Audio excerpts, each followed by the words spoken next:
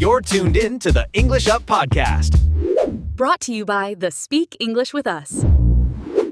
Have you ever sat down at your desk ready to work, but suddenly your phone buzzes and before you know it, you're scrolling and scrolling?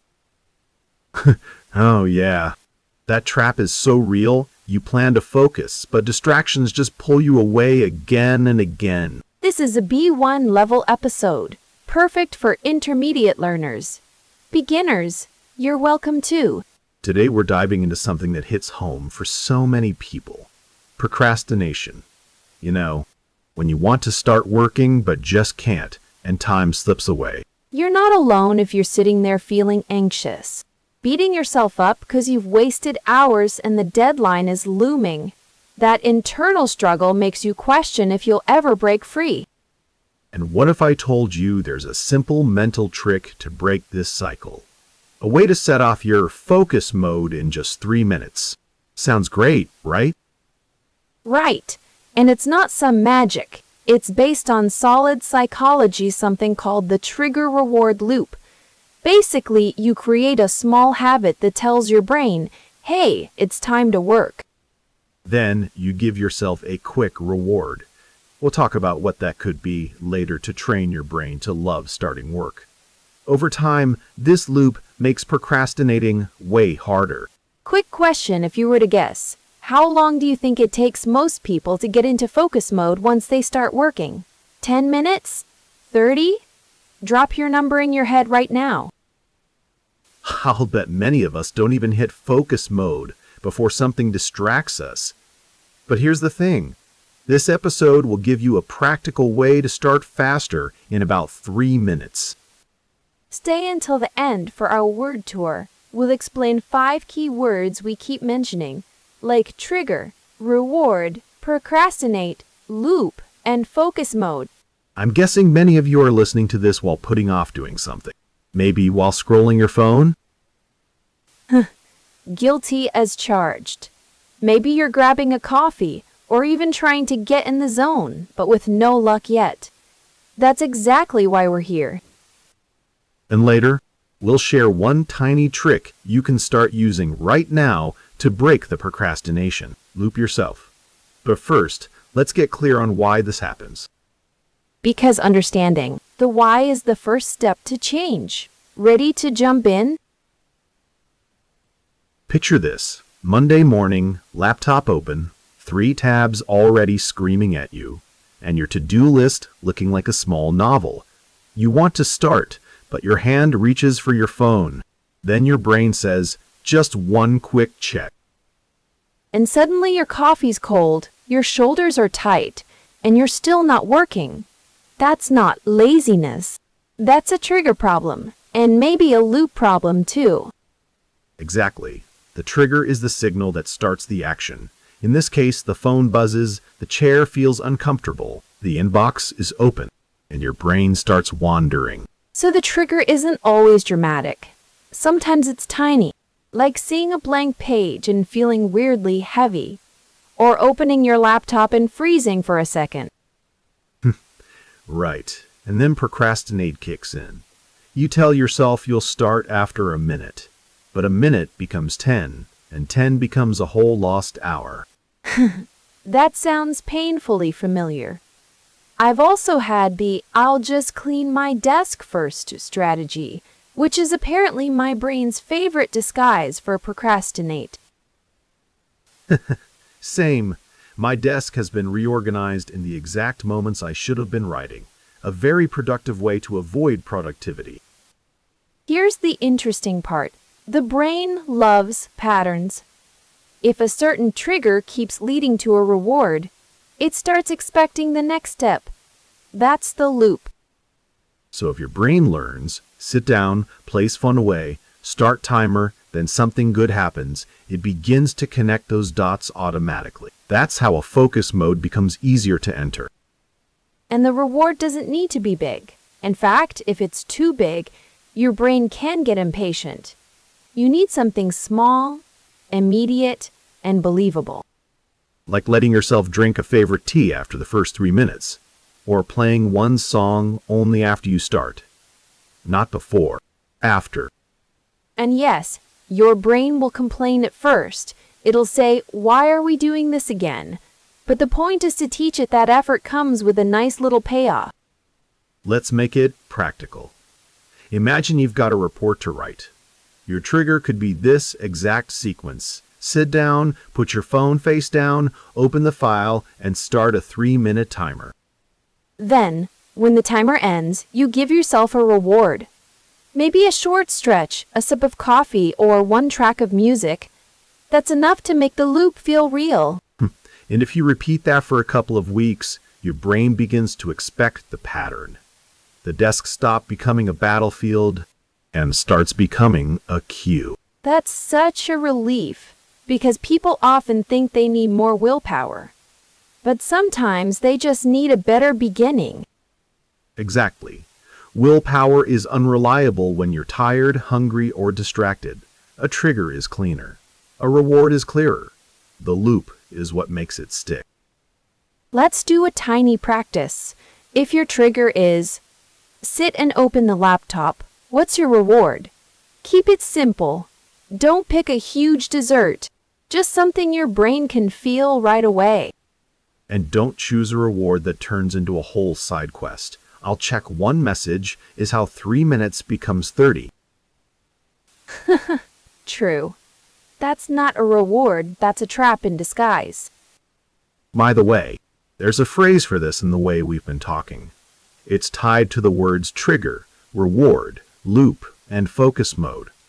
We'll unpack all of them later, but you're already hearing the system in action. And before we move on, here's the key feeling. You don't have to become a new person overnight. You just need a tiny system that makes starting feel less painful. Exactly.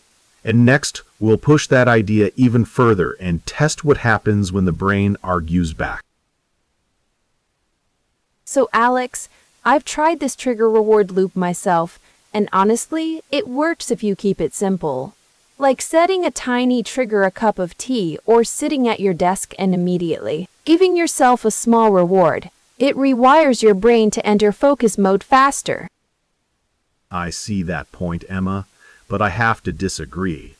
Not everyone has time to set up these little rewards, especially in high-pressure jobs. We can't always pause to enjoy a snack or a song. Doesn't that just add extra steps instead of helping? That's a fair concern. But the reward doesn't have to be big or time-consuming. It could be something as quick as a deep breath or a silent, "well done" to yourself. It's about training your brain to associate the trigger with something positive.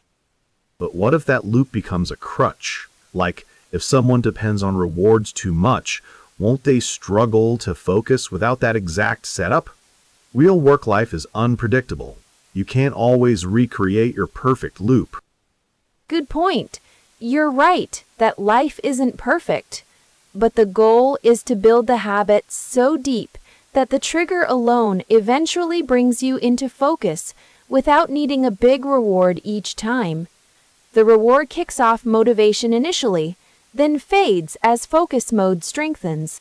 Still, I worry this might oversimplify procrastination. Isn't procrastination sometimes tied to deeper issues like fear of failure or perfectionism? Can a simple trigger-reward loop solve those underlying problems? That's true. Procrastination can have many layers. This loop isn't a cure-all, but it's a really practical first step. It breaks the cycle of doing nothing by creating small wins. That momentum can help reduce anxiety and self-doubt over time. I can see that, but I'm also concerned about the so-called focus mode itself. Some people hit a mental wall no matter what habits they build. The brain can freeze up what if they can't trigger focus within 3 minutes every time. It doesn't have to work perfectly every time. The loop is about practice and patience. Every attempt strengthens the neural pathway. Like muscle memory in sports, you don't start out perfect, but each try trains your brain. Okay, but what about measuring progress? How do you know you're really rewiring your brain? If someone just uses the stopwatch app and eats a snack, is that scientifically proving focus improvement? Or is it placebo? It's a good question. Scientific studies on operant conditioning show that consistent trigger reward cycles encourage behavior change. Plus, tracking focus time even casually builds awareness, which alone improves productivity. Awareness is one thing, but without strict accountability, many will just cheat themselves, skip the reward or the trigger. Does this method include ways to prevent that slipping? A great way is keeping a simple journal, noting what triggers you set and what reward you gave yourself each day. This builds accountability to yourself, making the loop harder to break. Fair enough. I guess the key is commitment. But what about people who protest, saying, I'm too busy or I work better under pressure the last minute? The classic pressure works argument. While adrenaline can work short-term, it usually increases stress and reduces quality.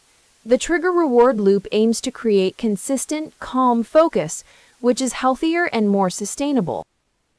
But some folks are hardwired for that adrenaline rush. Forcing a new habit might not suit everyone's style. True. Individual differences matter. The loop isn't a one-size-fits-all fix, but it's a powerful tool in the toolkit one many find helpful when they want to change their habits. I can see that, Emma. Seems like it's about experimenting and personalizing the approach rather than blindly following a formula. Exactly. And that's the beauty of this method. You start simple, observe what works for you, and build from there. All right, I'm convinced it's worth trying. But I'm sticking to my stopwatch app. No snacks for me. Fair enough. The reward can be whatever clicks for you, even just the satisfaction of ticking off a focused minute. All right, you convince me. Let's see if I can break my procrastination. Group starting today. That's the spirit. Remember, it's about building momentum, one small trigger and reward at a time. So, we've talked about why procrastination happens and even debated how this trigger-reward system works in real life. Right. It's clear that creating this loop can really help you enter focus mode faster and smarter. Up next, it's time for our word tour. We'll take a closer look at 5 important words you heard throughout today's episode. These are the exact words you'll want to use when talking about breaking procrastination and setting your mind into work mode. Get ready to see how these words fit into real-life conversations, so you can start using them naturally.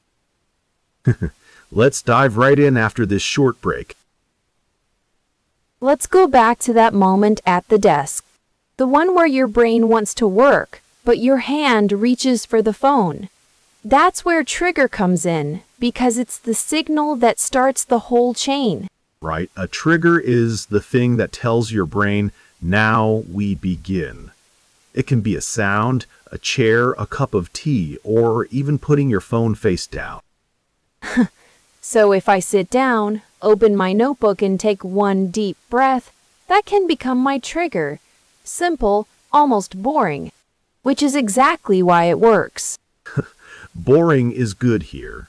Your brain likes repeated signals, not dramatic speeches. If the signal is clear, the next step feels automatic instead of messy. And that brings us to reward. A reward is the small good feeling you give yourself right after the action, so your brain starts connecting effort with pleasure. Exactly. Maybe you work for 3 minutes, then sip your tea, stretch, or play one favorite song. The reward doesn't have to be huge. It just has to feel immediate. So the brain starts thinking, I sat down, I did the thing, and something nice happened. That little connection matters more than people expect. I used to think the reward had to be grand, like a full snack break and a victory lap. That was just me turning one tiny task into a celebration parade. Honestly, same. But if the reward is too big, the system gets weird. The point is to make starting feel safer and lighter, not like you earned a holiday. Now let's talk about procrastinate. When you procrastinate, you're not lazy in a simple way. You're often avoiding the discomfort of starting, even if you care a lot about the task. Yes, and that word has a very specific feeling behind it. You know what you should do, but you keep delaying, checking messages, or waiting for the perfect moment that never arrives. So if I say, I procrastinate every morning, that means I keep putting off the task, even though I know it matters. It's a behavior, not a moral verdict. That's an important distinction, because once you see procrastinate as a pattern, you can work with it instead of feeling ashamed of it. And then we get to loop, which is basically the full cycle, trigger, action, reward, repeat. The brain learns the pattern because it keeps seeing the same order. Right? A loop is like a little track your habits run on. If the same cue always leads to the same reward, your brain starts expecting the whole sequence. So in a real sentence, you could say, I built a loop that starts with tea and 3 minutes of work. That's a habit loop in action. And if the loop is strong enough, you stop negotiating with yourself every morning. You just follow the pattern almost automatically. Finally, let's get to focus mode. This is the state where your attention narrows and the outside noise gets quieter. It's not magic. It's just a clearer mental state. You can say, I'm in focus mode now, when you're ready to work without switching tasks every 10 seconds. In the story, that 3-minute timer was the bridge into focus mode. The timer wasn't the goal, it was the doorway. And here's the beautiful part. The more often you repeat the trigger, reward, procrastinate, loop, and focus mode cycle, the less effort it takes to begin. So the words are not just vocabulary. They describe a system, a trigger starts it, a reward keeps it alive, procrastinate shows the problem, a loop explains the pattern, and focus mode is the goal. If you remember only one mini-script, let it be this. I use a trigger. Then I give myself a reward, and the loop helps me reach focus mode. That's short, natural, and actually usable. It sounds like real English because it is real English. And notice how these words keep showing up in ordinary situations. A student starting homework, a designer opening a file, or someone trying to stop procrastinating before lunch. That last one sounds clumsy, but the idea is clear. You don't fight your brain with guilt. You train it with repetition. Exactly. And when you hear these words again, they'll feel familiar, not foreign. That's the whole point of a word tour. Keep them in your own work routine, and the meaning will stick much faster than memorizing a list ever could. So, that's the full picture. A tiny trigger starts the action.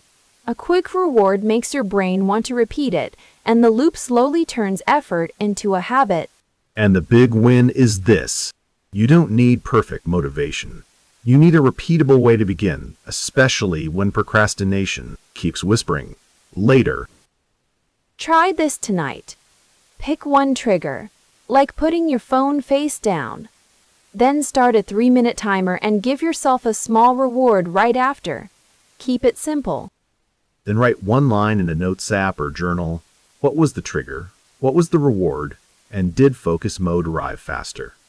That tiny record makes progress visible. I love that because it turns a vague struggle into something you can actually notice. I've had days where starting felt impossible, and a small ritual made all the difference. Same here.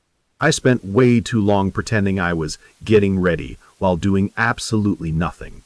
Once I stopped fighting the start, the work got easier. Before you go, we want to hear from you. Tell us in the comments, what's your strongest procrastination trigger, and what small reward could help you begin faster? We read every single comment, and if this episode helped, test the loop for a week, just 7 days. You might be surprised by how quickly your focus mode shows up. Next time, we'll keep building useful English around real-life habits and self-management, so your vocabulary grows with your confidence.